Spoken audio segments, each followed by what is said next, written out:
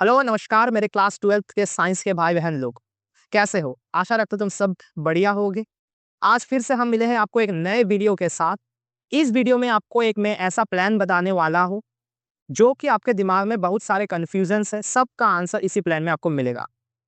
जैसे कि आपके दिमाग में बहुत सारे ऐसे क्वेश्चन्स हो सकते हैं कि हम जेईई की प्रिपरेशन कर रहे हैं, हम नीट की प्रिपरेशन कर रहे हैं, क्या हमें बोर्ड्स के लिए कुछ अलग करना पड़ेगा? या हम सिर्फ बोर्ड्स में फोकस कर रहे हैं, तो क्या हमें नीट और जेईई लेवल के क्वेश्चंस सॉल्व करने पड़ेंगे? क्योंकि रिसेंट जो ट्रेंड हमें देखने को मिला आपका सीबीएसई के बोर्ड एग्जाम 2025, तो उसमें क्या था, फिजिक्स का पेपर थोड़ा लेवल अप था। कई-कई लोगों ने कहा कि पेपर अलग कुछ आया, एडवांस का क्वेश्चन आया। किसी का दिमाग में ये है हम एनडीए के प्रिपरेशन कर रहे हैं, क्या हमें दूसरे किसी पैटर्न में क्वेश्चन सॉल्व करने होंगे? मतलब कि कुछ अलग टाइप का कुछ करना पड़ेगा। और भी ना जाने कई सारे ऐसे क्वेश्चंस, कई सारों का ये है कि हमारा क्लास 11 पूरा बर्बाद है, तो हम क्लास 12 में कैसे करेंगे? हमें क्लास 12 स्कूल में कुछ समझ ही नहीं आ रहा, क्या टीचर पढ़ा रहे हैं। फिजिक्स में तो हमें समझ नहीं आ रहा, पहला चैप्टर में है इलेक्ट्रिक फील्ड एंड चार्जेस में टॉर्क क्या है, क्योंकि हमने क्लास 11 में अच्छे से पढ़ा ही नहीं किया था। हमें मोमेंट ऑफ इनर्शिया का फॉर्मूलाज याद नहीं है, ना जाने कई सारे ऐसे हो सकते हैं, जैसे कि हमें हाइड्रोकार्बन कैसे बनाना वो पता नहीं है, हेलो एल्केन्स हेलो एरिन्स पहले से क्या होता है वो पता नहीं है। और फिजिकल केमिस्ट्री में आपको पता नहीं होगा मोल कांसेप्ट के स्टोइचियोमेट्री वाले क्वेश्चंस कैसे सॉल्व करने होते हैं। फिर ना जाने आपको क्या लग रहा होगा कि मैथ्स में हम रिलेशन फंक्शन में सेट थ्योरी कैसे सॉल्व करेंगे। फिर ना जाने और कई-कई सब्जेक्ट्स में बहुत सारा ऐसा कांसेप्ट्स है जो कि 11 का यूज़ होता है, लेकिन हमारा कहीं न कहीं बेस अच्छा से नहीं बना, चाहे कोई भी रीज़न हो। लेकिन एक चीज़ याद रखना, तुम पे अगर एहसास हो रहा है ये सब चीज़ें, ये नेचुरल है। तुम्हारे लिए तुम्हारा बड़ा भाई तुम्हारे लिए एक ऐसा प्लान लेके आया है, जो कि अभी तुम अगर नेगेटिव में हो, मैं मानता हूँ तुम नेगेटिव लेवल में हो, तुम्हें बेस एकदम ही नहीं आता। इससे इस प्लान को जब फॉलो करोगे, यहाँ से तुम्हें पहले 0 फिर इसके बाद तुम्हें पॉजिटिव, फिर पॉजिटिव से एडवांस लेवल तक लेकर जाएगा। बोर्ड एग्जाम को तुम्हें एक्सेल करने के लिए जो-जो चीज़ें हैं, सब इस प्लान में इंक्लूडेड है। ये ऐसा नहीं है 6 महीने, 7 महीने का चीज़ बताएँगे, फिर बाकी कब रिवीजन करना, कब क्या करना है, पता नहीं होगा। ए टू जेड इन्फॉर्मेशन तुम्हें दिया जाएगा। ज़्यादा बात नहीं करेगा, तुम जब सब कुछ पढ़ते रहोगे, इस प्लान में आगे बढ़ते रहोगे, वीडियो में सब कुछ अपने आप समझ आ जाएगा। और एक चीज़, बहुत सारे सरप्राइज़ेज़ मैं तुम्हारे लिए लेके आया हूँ, जो कि मैं इस प्लान में रिवील करूँगा। इसीलिए वीडियो स्किप करके मत देखना। हर 1 से 1 सेकंड का वीडियो बहुत ही इम्पोर्टेंट होने वाला है और ये फर्स्ट टाइम कहीं न कहीं यूट्यूब इंडस्ट्री में होगा, ये जो वीडियो प्लान लेके आया हूँ। क्योंकि देखना, अपने आप ही महसूस कर लोगे। चलिए शुरू करते हैं, ज़्यादा बात नहीं करेंगे हम। देखिए, पहला जो हम एक्सपेक्ट करते हैं आपसे, कुछ चीज़ें हम एक्सपेक्ट करते हैं। चलिए पेन को ऑन किया जाए पहला हमारा, फिर हम बात करेंगे। कुछ चीज़ें आपको हम एक्सपेक्ट करते हैं, जो कि आपको 15th जून से पहले करना है। देखिए, 16 तारीख 16th ऑफ जून से आपका 12th का सिलेबस हम शुरू करेंगे और आगे जो भी क्वेश्चन सब आंसर देंगे, टेंशन नहीं लेना, सिर्फ सुनते जाओ। और इसका डिस्क्रिप्शन में मैं पीडीएफ आपको दे दूँगा, ठीक है? आप वहाँ से डाउनलोड कर लेना। देखो, ये बीस्ट ब्लूप्रिंट हमने इसीलिए नाम दिया क्योंकि ये आपको बीस्ट बनाएगा। तो बीस्ट बनने से पहले हमें कुछ चीज़ें आना चाहिए जो हम कर लेंगे, फिर हम बीस्ट बनने की तैयारी करेंगे। देखो, पहले तुम्हें हर सब्जेक्ट के लिए एक-एक नोटबुक्स बना लेना है, पहला चीज़। दूसरा पॉइंट क्या है, तुम्हें एक डेडिकेटेड टीचर डिसाइड करना है जिससे तुम पूरे साल पढ़ने वाले हो। टीचर सिलेक्शन ऐसा करना जिसका कंटेंट ऑलरेडी अवेलेबल है या किसी एक बैच को तुम फॉलो कर लो, ठीक है? एक सेपरेट बबलू बबली नोटबुक बनाना है। ये मेरा खुद का ओपिनियन है, बबलू बबली क्या नोटबुक है मैं तुम्हें आगे बताऊँगा, ठीक है? एक नोटबुक बनाना है, जिधर आपके जो भी सब्जेक्ट्स है उसमें उसके अकॉर्डिंग उस कॉपी को आपको डिवाइड कर लेना है। आज का प्लान पीसीएम, पीसीबी, पीसीएमबी तीनों के लिए ही वैलिड है।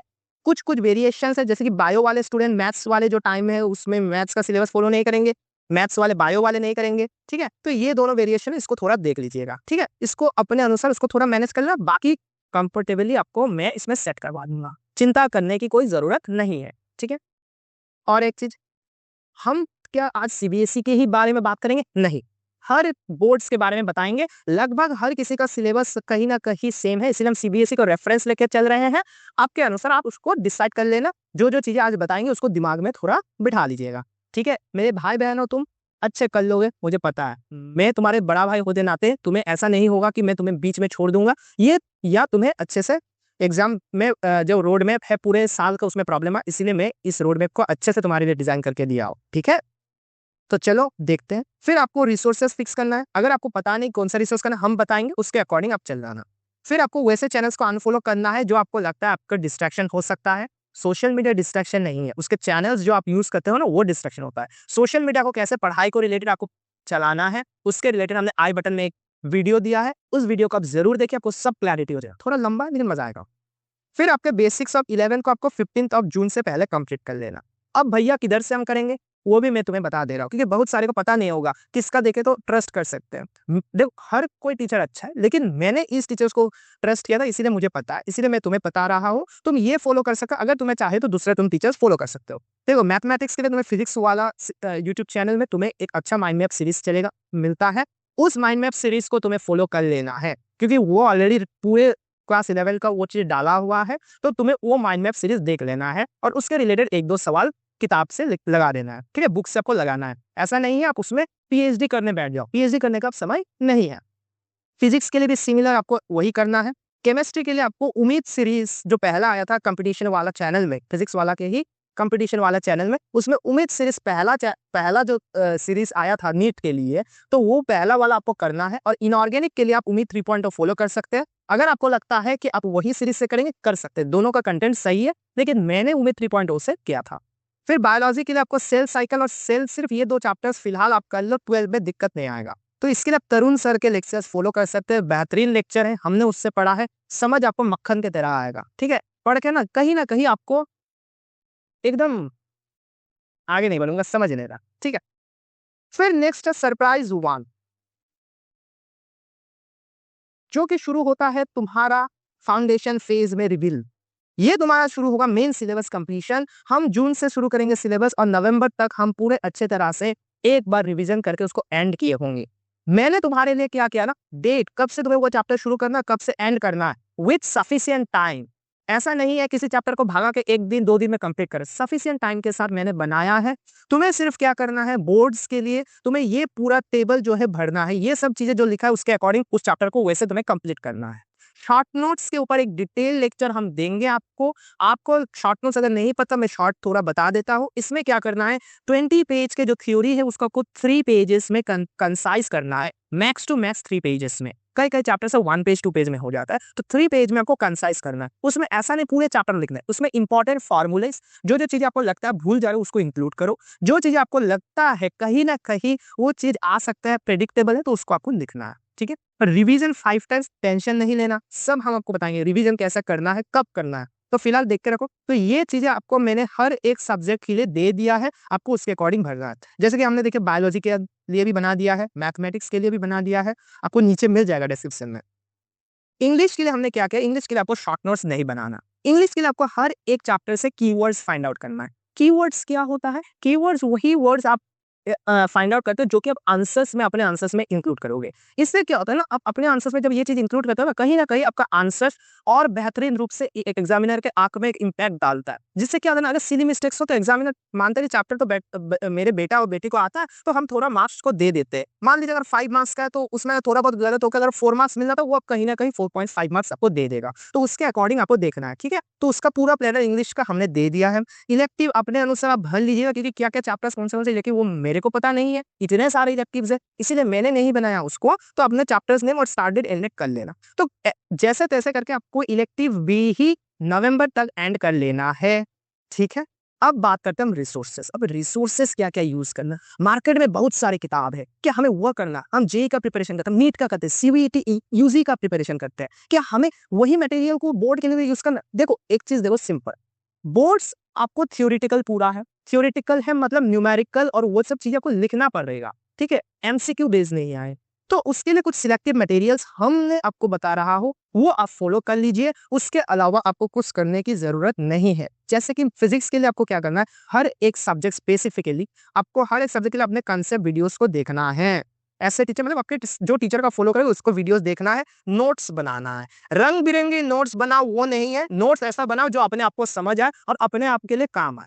एक चीज याद रखना, दूसरे का नोट्स आपको यूज कतई ही नहीं करना। अगर आप दूसरे के नोट्स यूज करोगे ना, वो कुछ सोच के बनाया था, कहीं ना कहीं कुछ चीजें आप भी उसको कहीं ना कहीं छूट जाएगा आपसे भी, ठीक है। कुछ अगर उसने दिमाग में सोच लिया, उसने नोट्स में नहीं इंक्लूड नहीं किया, लेकिन आपको तो वो बात पता नहीं होगा। इसलिए जो भी आपको बताते हैं कि मेरा नोट्स हमने बना दिया, ये हमारा नोट्स है, ये देख लो, वो देख लो, यस आप उसको रेफरेंस के तौर में यूज करो, लेकिन उस पर कंप्लीट डिपेंडेंट मत रहिए। ये बार बार वार्निंग में दे रहा हो, नहीं तो आपका डिजर्विंग जो परसेंटेज है ना 95 जो आप एक्सपेक्ट कर रहे हैं 95 से ऊपर, वो कहीं ना कहीं नहीं आएगा, ठीक है। अब एनसीईआरटी के कुछ सिलेक्टिव प्रॉब्लम्स आपको सॉल्व करने हैं, एनसीईआरटी पूरा करने मत बैठ जाना, ठीक है। कुछ सिलेक्टिव प्रॉब्लम्स करना। अगर आप चाहते हो कि मैं आपके लिए एनसीईआरटी के लिए एक सिलेक्टिव आपको दे दूं कि ये क्वेश्चंस कर लो, तो आप कह सकते हैं कमेंट सेक्शन में लिखना, या इंस्टा हैंडल मैंने दे दिया है डिस्क्रिप्शन में, या मेरे स्क्रीन जो है, मेरे स्क्रीन के नीचे में आपको देखेगा मेरा इंस्टा हैंडल, तो आप उसको जरूर, उससे आप हमको टेक्स्ट कर सकते हैं, और जरूर इंस्टा में फॉलो कर लीजिएगा, ताकि बहुत सारी चीजें हम बातचीत भी कर सकते हैं आपके साथ। फिर आपके लिए एमटीजी वाला 10 इयर्स का किताब एक आता है, पीवाईक्यू किसी भी ले सकते हैं, एमटीजी लेना मैंडेटरी नहीं, मैंने लिया था इसलिए बता रहा हूँ। एमटीजी आप ले सकते हैं 10 साल का, उसमें आपका पीवाईक्यू सब कवर्ड है, उसके क्वेश्चंस आप लगा दीजिए, ठीक है।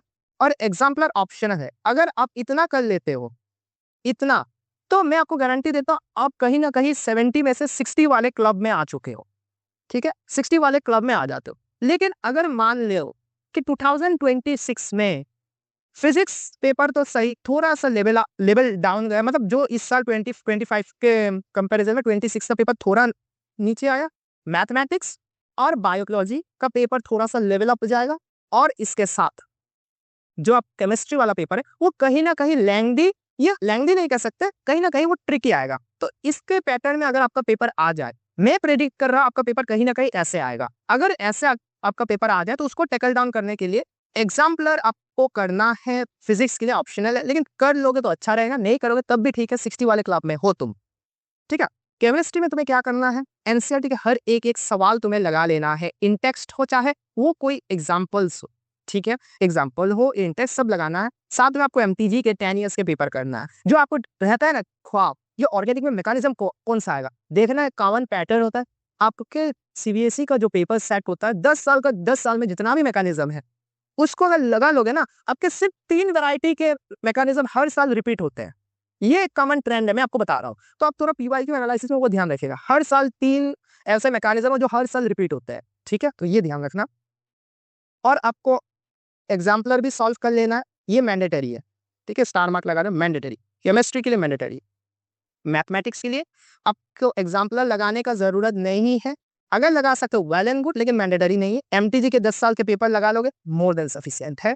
साथ में आपको एनसीईआरटी प्रॉब्लम्स और उसके एग्जाम्पल हर एक एक सवाल आपको किए हुए होना चाहिए, ठीक है। बायोलॉजी के लिए क्या होना चाहिए, आपको इन टेक्स्ट प्रॉब्लम्स और एग्जाम्पल, मतलब लाइन टू लाइन चीजें, टेबल डायग्राम, हर चीज आपको पता होना चाहिए।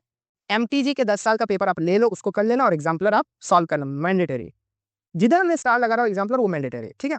इंग्लिश के लिए क्या चीज है, मोस्ट इंपॉर्टेंट, आपको समरी वीडियोस नहीं देखना है, देखोगे पाप लगेगा, क्वेश्चन नहीं करोगे, 85 प्लस वाले क्लब में नहीं आओगे। तो समरी वीडियोस आपको नहीं देखना कहते, आपको वीडियोस आपको अगर 85 प्लस वाले क्लब में आना है, तो 80 के क्लब में अगर रहोगे, या उससे नीचे आओ, रहना तुम्हें पसंद है, या तुम्हें चाहते हो कि इंग्लिश में इतना ना स्कोर करे, तो आप समरी वीडियोस देख के चले जाओ। ये लास्ट के दिन तक इंग्लिश मत रखना, प्रॉब्लम आएगा। इस जो टाइम टेबल अभी मैं तुम्हें शेयर करूंगा, उसमें सब कुछ एडजस्टेड है, इंग्लिश में इतना टेंशन नहीं लेने का, मिल जाएगा सब कुछ। तो एमटीजी के क्वेश्चन आप कर लो, और इसी किताब से या किसी भी पीवाईक्यू किताब से इंग्लिश का पेपर उठा के देखना, कहीं ना कहीं क्वेश्चंस रिपीट होते हैं, तो आपको वो चीजें देखना है, ठीक है। तो पीवाईक्यू मस्ट है। एडिशनल के लिए कॉन्सेप्ट वीडियोस और क्वेश्चन बैंक किसी स्टैंडर्ड पीवाईक्यू लगा के चले जाओ, हो जाएगा। अब आता है हमारा टाइम टेबल। टाइम टेबल क्या है, ये पूरा टाइम टेबल मैंने तुम्हें बता दिया सैटरडे तक, ठीक है। इसमें तुम्हें रिवीजन लगाना है बबलू बबली नोटबुक का। अब बात करते हैं बबलू बबली का नोटबुक क्या है। देखो, बबलू बबली वाले नोटबुक जो है वो कुछ ऐसा नहीं है, वो बेसिकली क्या है, आपके टेस्ट होंगे स्कूल्स में, आपके कोचिंग में, आपके जिधर भी टेस्ट होते हैं, कई कई आपके टाइम आप देख सकते हो कि नए वैरायटी में क्वेश्चन पूछ लिया, मतलब आंसर्स तो वही लिखना है, लेकिन उसका फ्रेमिंग कुछ अलग है। तो वो सब चीजें आप बबलू बबली के नोटबुक में लिखोगे, और वही रिवीजन करोगे, कहीं ना कहीं आपका ब्रेन में एक्टिव रिकॉल होना शुरू हो जाएगा, ठीक है। तो ये बबलू बबली के नोटबुक में करना है, ठीक है, ठीक है। नेक्स्ट बात है आपके संडे के दिन देखना।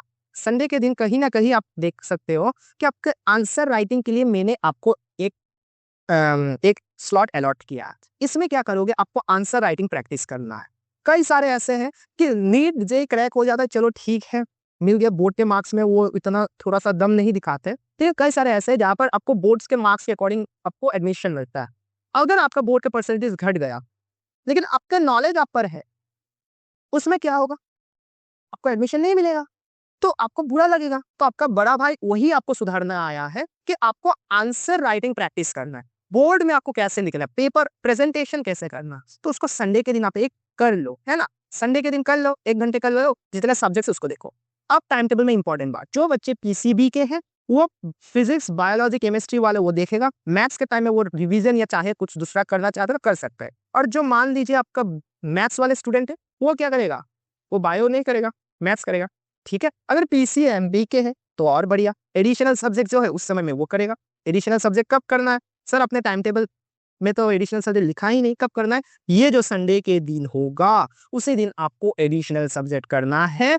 और साथ में कब करना है, जब इधर में आपके सिर्फ 3 ही सब्जेक्ट रहेंगे, पीसीएमबी से मान लो एम नहीं है, मान लो क्या हो गया, हाँ मान लो तुम्हारा बायोलॉजी नहीं है, तो उस जगह में आपको क्या करना है, एडिशनल सब्जेक्ट को फॉलो करना है। क्या मेरे ये बात आपको समझ आया, मुझे लगता है आ गया।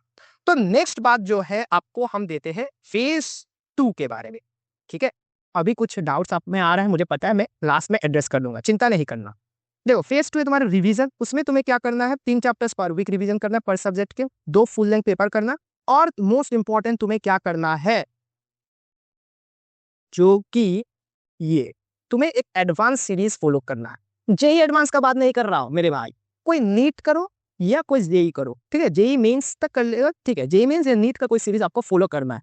ताकि मैंने बताया ना, अगर मान लो पेपर वही पैटर्न में आ गया कि फिजिक्स थोड़ा डाउन, केमिस्ट्री थोड़ा ट्रिकी, मैथ्स थोड़ा लेवल अप, बायो थोड़ा लेवल अप, या मान लो आपको ऐसा हुआ कि किसी ना किसी एक सब्जेक्ट थोड़ा लेवल अप आ गया 2026 में, तो उसको ताकि आप टैकल कर सकते, ठीक है। तो अपन 95 स्कोर करना है तो हर चीज आपको टैकल करना आना चाहिए। स्पेशल अगर आप बोर्ड्स फोकस्ड हो तो ये जरूर करें, ठीक है। और एक सोर्स आपको पीवाईक्यू कर लेना है, या एडुकार्ड वाला सैंपल पेपर, या ऑस्कर कोई मॉक पेपर, आपको ये 3 सोर्सेस से करना है, ठीक है, कोई एक पर डिपेंड करती है। नेक्स्ट है फेज 3 संघर्ष फेज, इसमें कुछ नहीं, इसको एवरी कंसेप्ट आपको शॉर्ट नोट माइंड से करना है, बबलू बबली वाला नोटबुक आप फॉलो करेंगे।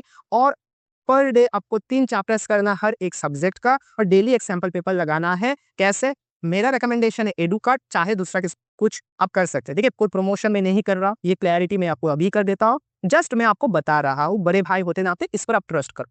तो किसी चीज पर आप कर लेना सैंपल पेपर, रियल एग्जाम, चाहे आपका भाई भाई बहन अगर हो तो बोल देना कि इन्विजिलेटर एक दिन ले बन जा मेरे लिए, यदि या आपका मम्मी पापा हो फ्री अगर है तो वो कह सकते हो। तो उसके अकॉर्डिंग आप एक सेट करके, रियल एग्जाम जैसा होता है, जो टाइम में आप एग्जाम होगा उसी टाइम में आपको 10 बजे एंट्री कर देना है, वैसे ही आपको सब कुछ करके आपको सॉल्व कर, ठीक है। नेक्स्ट आता है फेज 4 अंतिम संघर्ष। संघर्ष कर लिया हमने, हमने संघर्ष कर लिया, हमने जीत गया, अंतिम संघर्ष करना है। उसमें क्या, जैसे आपको संघर्ष में हुआ सब कुछ वैसे करेंगे। अंतिम संघर्ष में आपको क्या करना है, सिर्फ पर डे आपको 2 सब्जेक्ट रिवाइज करना है फुल, ठीक, और डेली एक पीवाईक्यू पेपर आपको सॉल्व करना है, ठीक है। और एंटायर वीक में आपको जैसे संघर्ष में करते थे संडे के दिन पूरा रिवाइज, वैसा इसमें भी करना है। देखना ना, ये जब संघर्ष फेज तुम कंप्लीट करोगे ना, अलग ही एक बूस्ट अप मिलेगा। नवंबर के बाद तो दिसंबर में एग्जाम हो तो 4 के आ जाओगे, लेकिन संघर्ष होने के बाद जब अंतिम संघर्ष में तुम रहोगे, अलग ही बूस्ट अप तुम्हें मिलेगा, तब मतलब थोड़ा डाउन डाउन सा फील आएगा तुम्हारे अंदर, ठीक है ना। एग्जाम के बीच में क्या करना है, इंपॉर्टेंट टॉपिक्स का रिवाइज करोगे, हम आपको एग्जाम के पहले इंपॉर्टेंट टॉपिक्स दे देंगे, वही आप रिवाइज करना, ठीक है। अभी कोई इंपॉर्टेंट टॉपिक्स में आप मत, ये सब में मत फंसो, कंसेप्ट सीखने पर ध्यान दो, फंसोगे ना तभी मरोगे, ठीक है। तो ये चीजें याद रखना। और कुछ चीजें हैं जो कि मैं आपको बताता हूँ कि आपको 2 पेपर स्पेसिफिक सब्जेक्ट रिलेटेड आपको डेली सॉल्व करना है, ठीक है।